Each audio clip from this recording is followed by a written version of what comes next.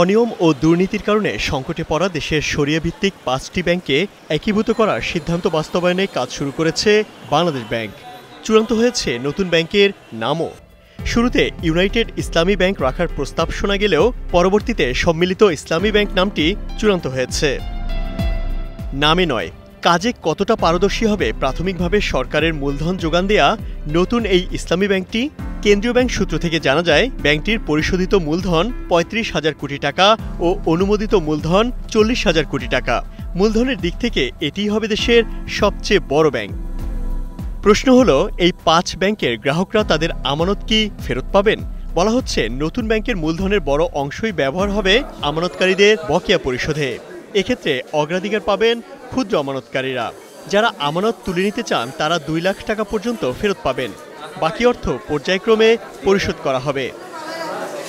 একীভূত হতে যাওয়া ফার্স্ট সিকিউরিটি ইসলামী ব্যাংক, ইউনিয়ন, গ্লোবাল ইসলামী, সোশ্যাল ইসলামী ও এক্সিম ব্যাংকের কয়েকটি শাখা ঘুরে দেখা যায় শুনশান নীরবতা, নেই গ্রাহকদের ভিড়।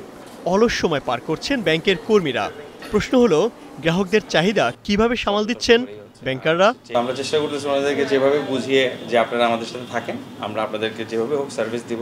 হয়তো একটু টাইম লাগতে পারে, বাট আমরা আপনাদের পাশে আছি। মার্জিংয়ের যেই প্রসেসটা, সেই প্রসেসটা যদি কমপ্লিট হয়, আপনার টাকাটা আপনারা একসাথে নিতে পারবেন।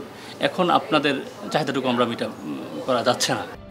৬ মাস আগেও এই ৫ ব্যাংকের শাখাগুলোতে আমানত তুলতে আসা গ্রাহকদের হট্টগোল চোখে পড়ত। প্রয়োজনীয় টাকা তুলতে না পেরে চরম আস্থাহীনতায় ছিলেন তারা। কিন্তু সরকারের উদ্যোগের পর দেখা যায় ঠিক তার উল্টো চিত্র। এখানে একটু প্রবলেম হচ্ছে আর কি, যে এখন আমাদের এখন ৫,০০০ টাকা করে দিয়েছে, যেটা আমার যে পরিমাণটা চাওয়ার ছিল সেটা হচ্ছে না। কিন্তু এটা আস্তে আস্তে হয়তো ঠিক হয়ে যাবে, এটা আমিও বিশ্বাস করি, কারণ আগে এরকম কোনো পরিস্থিতি হয় নাই। পরিস্থিতির শিকার এটা তো। আর আগে যেরকম আমরা যদি ৫০ লাখ চাই, ১ কোটি চাই, চাওয়ার সাথে সাথে পেয়েছি। এখন হয়তো ৫ লাখ হইলে লাগলে ২ লাখ পাচ্ছি, তো চলার মতো পাচ্ছি। আমানত তুলতে আসা গ্রাহকদের চাহিদার শতভাগ দিতে না পারলেও কিছুটা দিয়ে হলেও তাদের সন্তুষ্ট রাখার চেষ্টা হচ্ছে বলে জানান ব্যাংকের কর্মকর্তারা।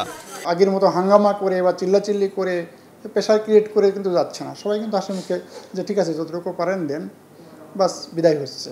এই যে সিচুয়েশনটা ওই জায়গা থেকে সরে এসছে। আমার অফিসেও দেখবেন এখানে যে ক্লায়েন্ট আসছে, কেউ সাথে আমার কোনো খারাপ কথা হয় না, ওনারাও আমার সাথে কোনো খারাপ আচরণ করেন নাই টিল নাও, আজকে দিন পর্যন্ত।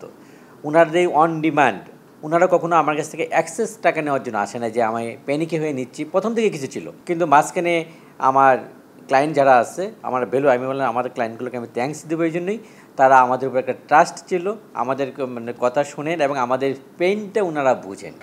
একীভূতকরণের এই উদ্যোগের পর ব্যাংকগুলোর নতুন যাত্রায় আবারও গ্রাহক আস্থা পুরোপুরি ফিরে আসবে বলে আশা সংশ্লিষ্টদের।